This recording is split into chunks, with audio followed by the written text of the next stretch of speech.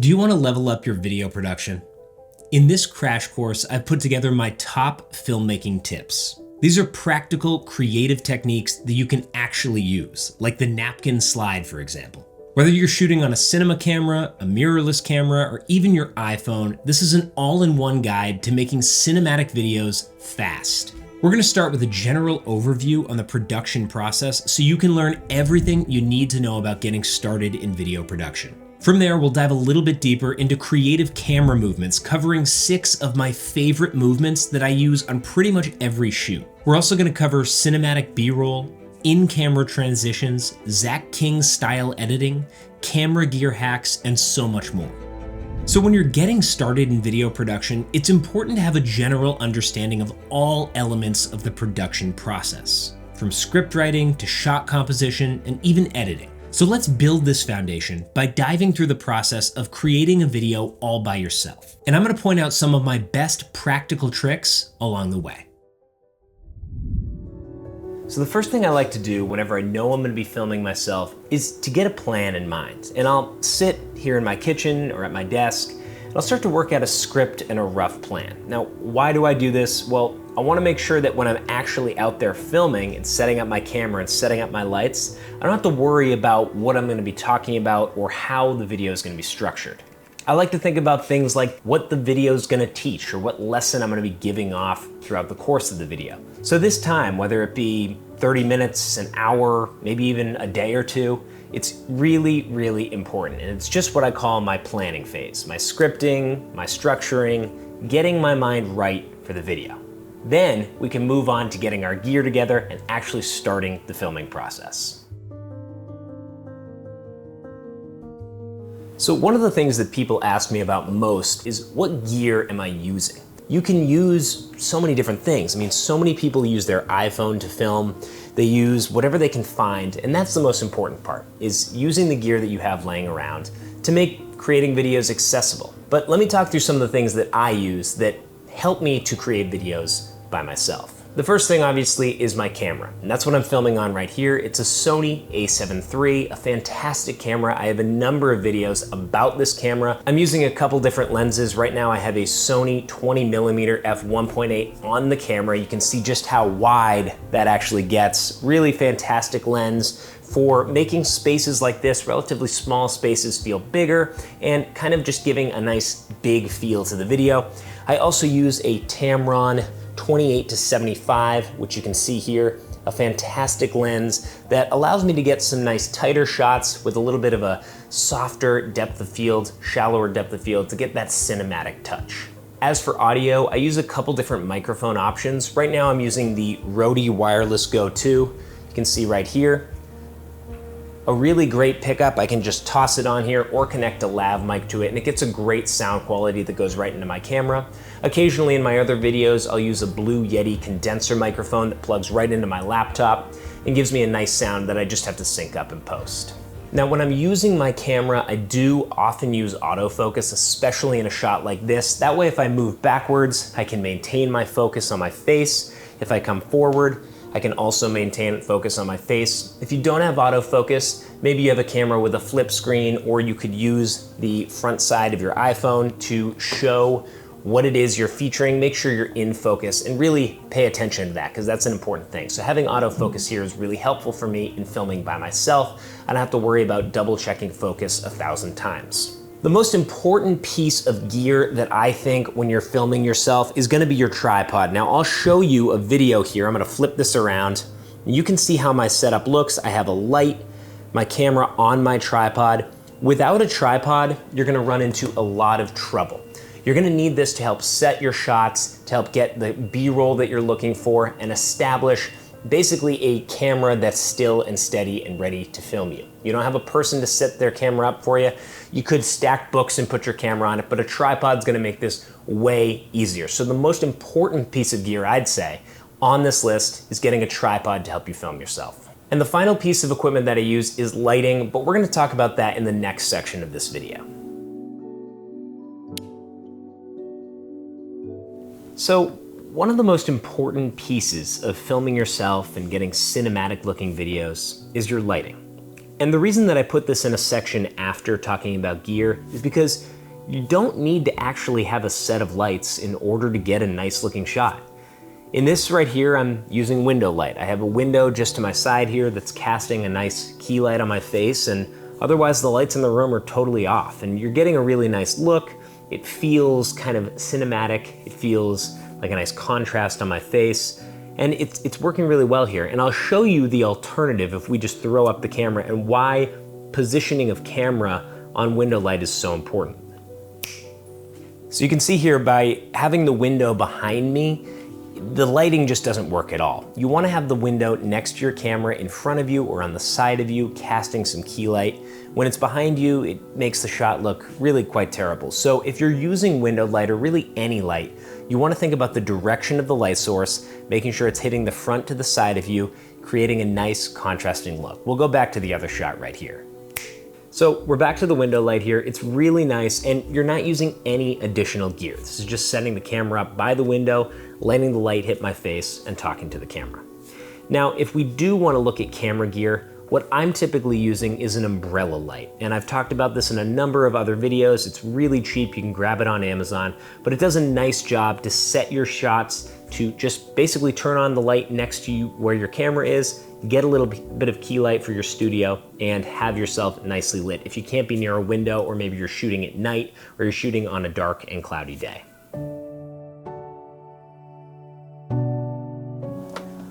So next we're going to talk about composition, and this is where the art really kind of starts. It's where the fun begins.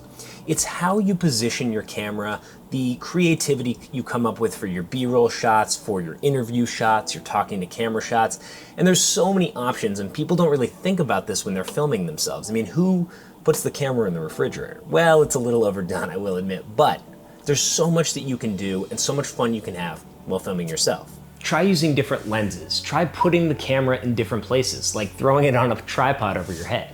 You can have a lot of fun with composition, and you can do it all by yourself. Don't think that having a camera over the top of you isn't doable if you're filming alone. One thing to think about when you're thinking about composition of your shots is rule of thirds. This is when you split the camera frame into thirds to have some key points where you should feature subject's eyes or the subject themselves in a wide frame.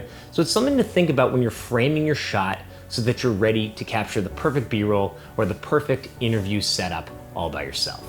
Try tossing something in the foreground of your shot to change the way that the frame looks. There's so much that you can do here, and it's really, again, just an opportunity to have fun, be creative, and mix up the way your shot looks. It doesn't have to just be you looking straight into the camera every time. Try putting your camera in a different room. Shoot through a window, shoot through a door frame. Look around your home or your outside and see what could frame your shot in a nice way. Sometimes this is where I'll switch my camera out of autofocus mode and manually set my shots, so I'll set it right where I am right now so that I can move around and not worry about something in the foreground kicking my shot out of focus. So that's a time where I will jump over to manual focus mode. But again, with composition, you just want to think about the varieties of shots and looks that you can get for your video, and you can do it all by yourself. Don't feel like you have to have a camera person there with you. You can set the shot, spend some time thinking about the look of the shot before you dive in and start going through your script and your outline that you've already prepped. The final tip for filming yourself or creating YouTube videos by yourself is editing on the computer. There's a lot that you can do to enhance the shots and give them that feel that maybe it just wasn't you making the video. Some of the things I like to do are fake my camera movements by adding a digital zoom or pan in Adobe Premiere Pro, just to give that subtle touch that maybe the camera was moving while the shot was being taken, or just tossing in that extra bit of B-roll to spice things up or make it feel like there's a lot more going on than there actually is. Editing is your playground to make your video that much more spectacular, and it's gonna be always that final touch that can take the video to the next level. Now that you have a general understanding of all parts of the production process, let's dive a little bit deeper and start to hone some of your skills. I want to take you through 6 of my favorite camera movements that are going to make your footage that much more cinematic. These are little tricks that I use anytime I'm out shooting, and the results are going to speak for themselves. The key to cinematic shots is smooth camera movement. For this video, we want to adjust our camera settings to shoot at a higher frame rate so that we can shoot in slow motion.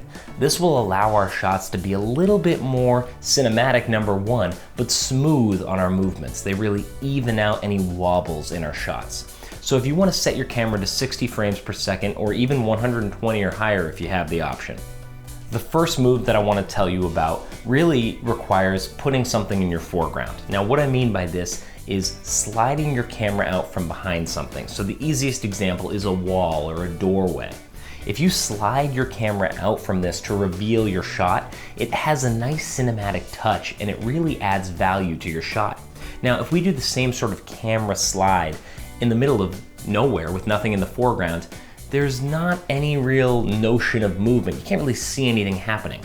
Now just toss something in front of it like a tree or a plant or even your hand in front of your camera lens, you're giving it some detail and you're actually seeing that movement. Works as a fantastic way to establish a scene, work as a transition from scene to scene, or really it can be used in a number of ways. So guys, give this a try. Put something in your foreground and see how that motion and that camera movement is gonna add to your shots. The second camera movement trick that you can use is also a sliding type shot, but this is gonna work really well when you're shooting some sort of product or food or something that can be placed on a table. And what this will allow you to do is slide your camera without having to bring around or even purchase a huge camera slider. Those can be very expensive and can be huge and bulky to bring around. What you do for this is place the item you're gonna shoot down on a table, and then grab a napkin or a cloth or even a t-shirt and put your camera on top of it on the table. Now just pull the fabric or the napkin and let your camera slide along, showing the item that you're shooting. And it gives that same sort of effect as if you're using a slider. Looks really fantastic and doesn't really require much to do. Now the third trick to add nice cinematic camera movement to your shots is all about holding the camera steady and using your body to create the movement. Now, one way you can do this is sort of just start falling and then catching yourself at the last minute. And you'll have about 2 to 3 solid seconds, especially if the camera footage is slowed down, you'll have about 2 to 3 solid seconds of footage where the camera is a nice, subtle move into or away from your object. And one fun way to do this is start with the final framing of the object that you want to shoot or the person that you want to shoot. Get it in focus and then pull away or fall back, letting your object fall out of focus. It adds a nice touch because then when you bring it in to edit, you can reverse that footage, having the shot push into focus, into the framing that you really want. It has such a nice cinematic look, guys. This is such a great way to get some really nice B-roll and really nice touches to the videos that you're working on. This next camera movement's the wrap. You can use it in a number of different ways, and it's all about your leg strength in this one, believe it or not. What you want to do is grab the camera in your hands and set your legs somewhat spread apart, and you want to focus in on the subject that you're trying to shoot. Now you're going to lean from one leg to the next leg, keeping the subject in the center of your frame or wherever in the frame you want it to be. And you're just going to smoothly, using your core and leg strength, turn around the subject that you're shooting, angling the camera towards that subject, and it's gonna keep your shots nice and smooth, nice and steady. It's gonna give you a nice, almost sliding look with a little bit of curve to it. And you can do this with a push or pull as well if you wanna lean forward or lean backwards, keeping the camera steady and focused on your subject. It's gonna give you a great look for your shots. Great camera movement here. This next camera movement's really easy, and the best way to do it is to put the camera strap on your camera and wrap it around your neck, and then just hold the camera at about arm's length. Best to do it with a wide lens, but you can really mix up your focal lengths here and give it a different try. And all you have to do is just either tilt from down to up or from up to down and just reveal the scene that you're looking at. Now, if you're using a wide lens for this, you get a nice big reveal as the camera very smoothly is moving to show the frame that you're trying to reveal. Now, the reason you want the camera strap around your neck is because it just keeps everything a lot more stable. You get an extra point to sort of stabilize not just your hands, but the back of your neck and your body to keep that camera stiff and steady so that your shot is nice and smooth. And if you do this with not so much of a wider focal length, but something a little tighter, you can get some very nice isolated shots featuring the subject that you're focusing on. So if you're shooting close-ups of a subject, this is a great tool to use. The final trick is a little bit more in depth than the others. It is a long form camera movement. So what you do with this is, say you have one subject and you want to cover a lot of different parts of that subject, or you have multiple subjects. So you want to cover a bunch of different books in a bookshelf, or focus on something where there's a lot of different things that you want to see, but you want to keep it to one camera move. What you do is have your camera in slow motion, and you start handheld and you focus in on your first subject. That could be, again, one book in a bookshelf, or it could be one part of a person, maybe their hat, and then you're gonna move to something else. Start on that one object, and then move your camera while you're still recording quickly to the next part that you wanna focus on. So another book in the bookshelf. Then, a few seconds later, move to another book in the bookshelf. In the end, you're gonna have one long shot where at various points you're focusing on one object and then moving your camera along to the next one. Looks a little bit weird as is. For this trick, you wanna bring it into your editing software and use a speed ramp anytime the camera moves, so that you suddenly end up with a nice slow-mo isolated shot of the first subject, speed ramps really quickly to the next part of the subject that you're slowing down on, speed ramps to the next, and it can go on for as long as you want. It gives you a really cool effect. And even better, I love sound effects, so you gotta throw a little whoosh sound effect on there to make it a heck of a lot more cinematic and really sell that camera move effect.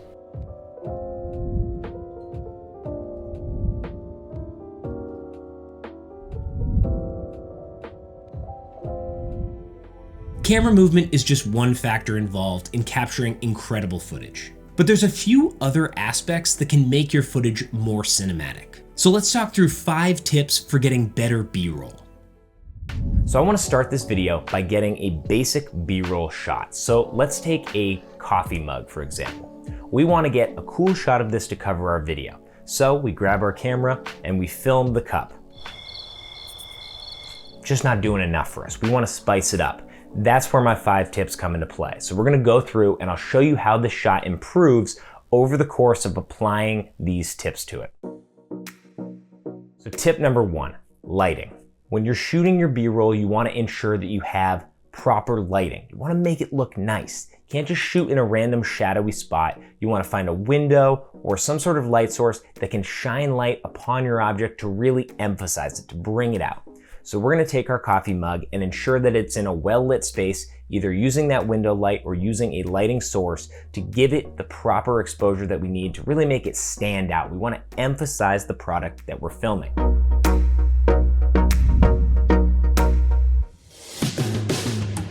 B-roll tip number 2, depth of field. Depth of field is going to help emphasize the object that you're filming, whatever it is that you're capturing in your B-roll. It's going to add a cinematic sense. So what do you want to do? Well, rather than just throwing your object down, you want to think about, how can I adjust my camera settings to ensure that I'm getting some shallow depth of field to really bring out and set the focus on my object? So using my camera, I'm going to open my aperture up as low as it can go so that I have a nice shallow depth of field. And just what's in focus is the B-roll item that I want to be focusing on. So in this case, the coffee mug. So you can see here we'll have the original shot with a very wide depth of field and then the shallow depth of field with our nice lighting. So far we've compounded 2 different tips. We have nice lighting now and we have shallow depth of field, and already the shot is improving so much. Next, we want to talk about movement. Adding camera movement to your B-roll can make a huge difference in the way that the shot looks. Our original shot was just a standstill tripod setup shot of the coffee mug. By adding some subtle movement to our footage, we can make a huge difference in how that product is emphasized, how it looks, what the viewer is taking in as they look at the scene. They're not just looking at a static mug that could be a photo. They're looking at an actual movement and really emphasizing how that product engages with the environment around it. So having a subtle camera move, just even if it's a handheld move or a tripod tilt or a slide, can add so much difference. So let's look at the original clip that was very standstill, and now we'll look at the new clip that has better lighting, a shallow depth of field, and it's got a little bit of camera movement. The 4th tip for better B-roll is to add slow motion to your camera movement. Adding slow motion, if your camera has the functionality for it, is going to give you a much better ability to smooth out your footage in post. Now, if we slow down to 60 frames a second or 120 frames a second and we do a handheld camera move, we're going to be able to really smooth that out when we're editing. So look at how this looks. We have a standard 24 frame per second camera move. Now we've got a slow motion camera move, and you can see how it's just able to smooth out so much better and really emphasize the product that we're looking on. So when we think about camera motion, item number 3 on this list, we're gonna kind of combine it with number 4. So we'll have motion, but slow motion. So a little bit of camera movement in slow motion can make a big, big difference. And finally, tip number 5 is foreground and background. You wanna have elements in the foreground and background that'll emphasize your shot. So what does this mean? Well, if we're filming a coffee mug, we have a little bit of camera movement, we wanna show off that camera movement. So maybe you have a plant in the foreground and you have a bag of coffee beans in the background. Something to set the scene, add a little emphasis to your camera movement, and just show off your product so that it stands in focus in that shallow depth of field and everything else kind of falls off in the foreground and background. So let me show you here how our original shot looked with none of these tips applied. And then we'll look at our final shot that has better lighting. It's got shallow depth of field. It's got camera movement. It's using slow motion, and it's got foreground and background elements that are gonna help center our piece and really focus on the item that we're shooting the B-roll for. Now that you have a grasp on cinematic B-roll, let's talk a little bit more about shallow depth of field and how it'll affect your footage. Adjustments to depth of field can instantly make both your photos and your videos look that much more cinematic. And sometimes all it takes is just opening your aperture. We're gonna do a little bit of an easier tutorial today. It's gonna be all about how to get a nice blurry background in your portraits and in your videos. And I've talked about this a little bit in previous videos. It's all about adjusting your aperture, getting a nice open aperture so that you can have that nice fall off. We'll get some nice cinematic sequences and drone shots in here to spice it up, so stick around.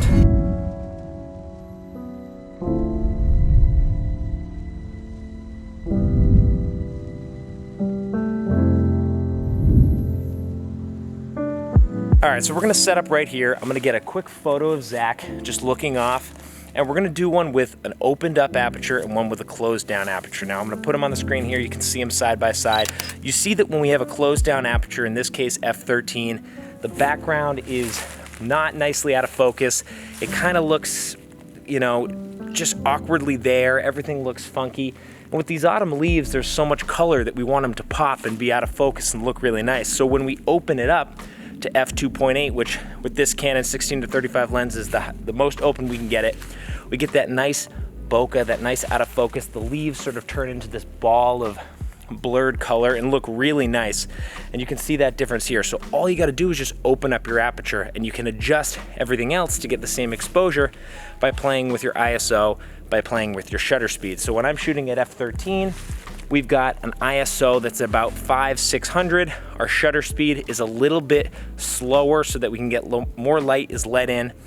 But when we open up our aperture to f2.8, we have a faster shutter speed to account for more light coming into the sensor. Our ISO is a little bit lower, about 100, and we get those beautiful backgrounds.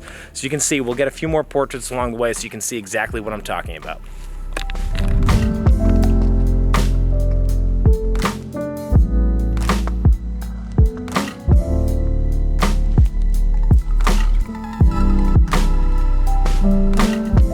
All right, so in this example, we'll talk a little bit about putting something in the foreground. Now you wanna leave your aperture opened up, but to get a nice shot of Zach here on this pathway, we're gonna add something to the foreground. I've talked about this again in other videos. With that low opened up aperture, you can have a nice blurred foreground. So here's a shot with nothing in the foreground. Now we can add something. So I've got this tree here with all these beautiful leaves. All I have to do is sort of just put it right in front of my camera and then create just this nice outline around Zach. You get this blurred color in front of him and him in the background. So here's the shot with an element in the foreground. And you can see these side by side, makes a huge difference, and all you have to do is just find something. You could even take a few leaves off the ground and toss them in the air and let them fall in the foreground nicely out of focus. You get a really cool element to add to your shot. All right, so we made it to this pretty awesome lookout here. Beautiful view of some mountains and a lake, and the foliage is pretty unreal. So we'll show a few more portraits so you can see the difference between having a nice blurred background and having that closed down aperture where the background's just isn't focused, just doesn't look quite as cinematic or quite as professional. So obviously we've been talking photography here, but the same thing is true when you're shooting video. If you want to get a nice, beautiful cinematic video shot of a person, it's the same thing. We want to open up that aperture. Again, a very, very basic thing to get these cinematic shots, but I'll show you some examples here of shots with an opened up aperture versus the same shots with a closed down aperture where the background's not nice and blurry.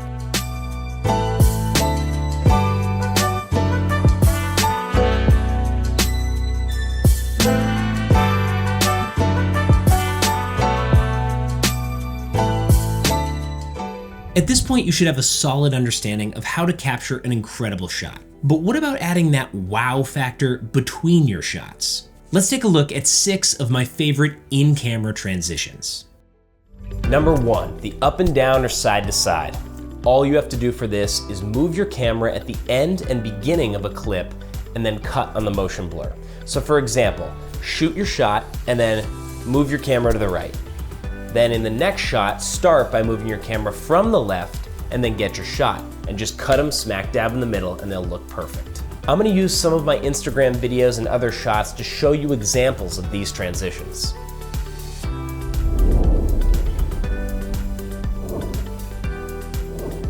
Number 2, the rotation. For this shot, it looks absolutely fantastic, but it's a little tricky to do. At the end of your first shot, you want to rotate your camera 180 degrees. At the start of your second shot, you want to rotate 180 degrees and then get your shot.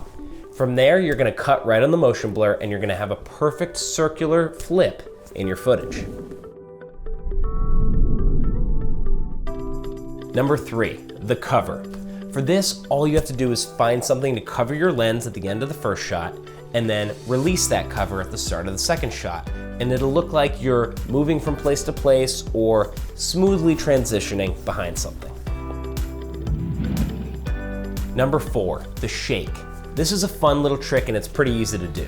At the end of your first shot, shake the camera, and then at the start of your second shot, match that shake. This is a great way to add something into the shot, move location, change clothes, do anything like that, and it's really easy to accomplish. Now the shake. Number 5, the spin. This is an awesome and very easy trick, and it's a great way to teleport or change clothes. It's another technique for all of those. For this, turn the camera towards yourself and just spin in a circle. Then move to a new location or change your clothes or do whatever you want to change and spin again, and then just cut on the motion blur and it'll look awesome. You guys ever have to get ready for an outing very quickly? Well, let me show you how. And finally, we've got sort of a different technique. For this one, you're gonna basically be recording the transition and then tossing it over 2 clips in your edit. For this, just shake your camera and get a motion blurry shot, and then you can just toss it over and edit in Premiere or Final Cut or whatever you use, and you'll have an awesome looking transition. So right here I'm gonna cut, and then we'll cut in here and cover that cut. We're cruising. We may as well keep these creative tips coming. Zach King is a legend on the internet, known for creative editing tricks that make his videos super fun to watch. So let's break down a couple of these Zach King tricks so that you can try them in your own videos. And we'll give it a little bit of holiday spice for the fun of it. If you've never seen Zach King, he's a master editor with a ton of awesome videos online. Today, I'm gonna show you 5 Zach King holiday tricks that you can try this season. What's going on, guys? Got an open corner in the house here, and we are gonna use this magical blanket to make Christmas happen. 3, 2, Number 1, the magic blanket. This trick will let you make anything appear out of nowhere. 1. It's beginning to look a lot like Christmas. With a handheld camera, you film this in 2 separate shots. First, shoot the scene with no tree in the shot. Grab the magic blanket and flick it in front of your camera. Then, move the tree into place, hold the camera in a similar spot, and match the motion of the blanket in front of the camera. Now bring your footage into Premiere and make a cut as the blanket covers the frame. This will make it appear as though the tree is a result of the blanket flick. The matching motion of the moving blanket will cover the cut, and boom, you've got a magic blanket. Number 2, the easy boxing. Need to ship a package this holiday season? Don't waste any time. This is all you've got to do. For this trick, put your camera on a tripod. For the first shot, take an object and toss it into the air. Next, grab a box and match the motion of tossing the object into the air. Just toss the box in the air just as you did the object. Be sure to keep your facial expression and your position the same. Now bring your clips into Premiere. When the object hits its highest point, cut and bring in the shot of the box in the air at the same point, and then you'll have a nice smooth transition. You can add a quick cross dissolve to help blend the box and the object as well. Number 3, the shirt change. Need to get into warmer clothes for the cold weather season? I'm in a green shirt right now, and for some reason I just feel that that's not acceptable for this video, so that's gonna need to change right about now. Perfect, that'll do the trick for me. For this trick, use a tripod. Film yourself pulling at your first shirt. Then, try not to move too much and put on the sweater or the other shirt that you want to switch into. Now match the motion of pulling at your shirt. Bring your clips into Premiere and cut as you're pulling the shirts. Make sure you cut at the same point at the release of your shirt. Just like that, you'll change into something warmer. And you can use this trick for a whole different type of shot as well. If I just give me a minute here. If I just write T on this paper, I should be able to just kind of have that. Number 4, the wrapper toss. Hate wrapping gifts? Make it easy this year.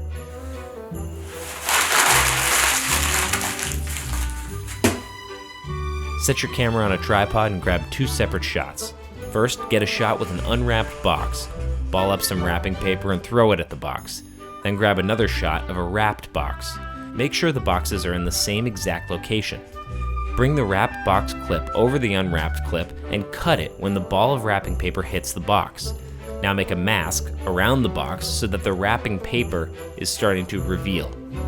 Keyframe the mask path so it covers the box over the course of a few frames. Number 5, paper to candy canes. With this trick, you can turn paper into candy canes in a matter of seconds.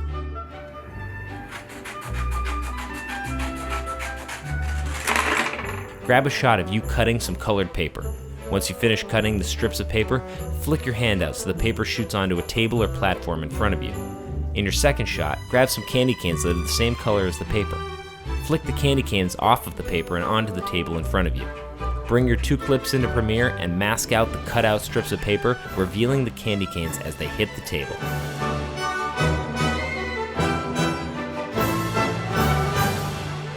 Just like that, you've got 5 Zach King holiday tricks for your video this year.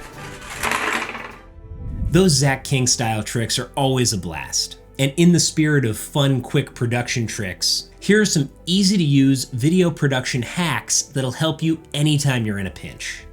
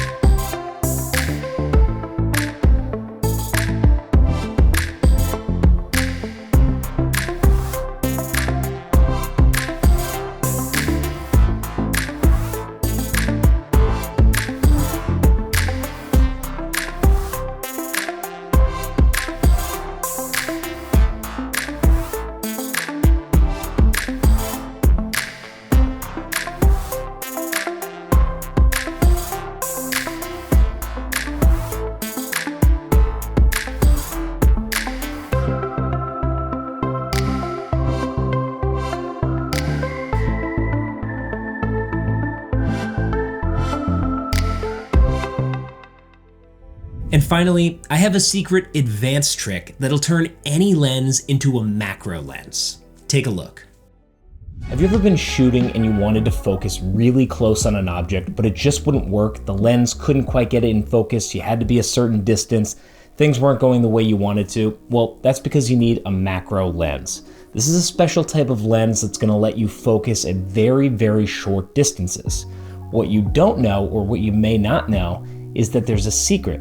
You can make any lens work like a macro lens. And here's all you have to do. Take the lens and flip it around. Hold it up to your camera and suddenly you've got yourself a macro lens. It's as easy as that. You can take your 50mm, you can take your 16-35, take whatever lens you have, and you're gonna find that you can get all of these awesome, very shallow depth of field, close up focus shots that work just like a macro lens.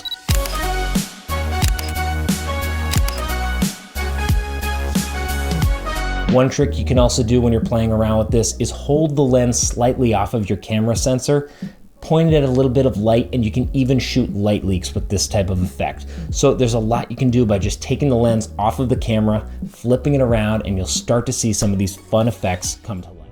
And there you have it. Practical video production tips that you'll actually use. From camera movements to transitions and so much more, you have everything you need to go out and make incredible professional videos. Go ahead and leave a like if you enjoyed the video, subscribe to the channel for more, and we'll check you back in the next one.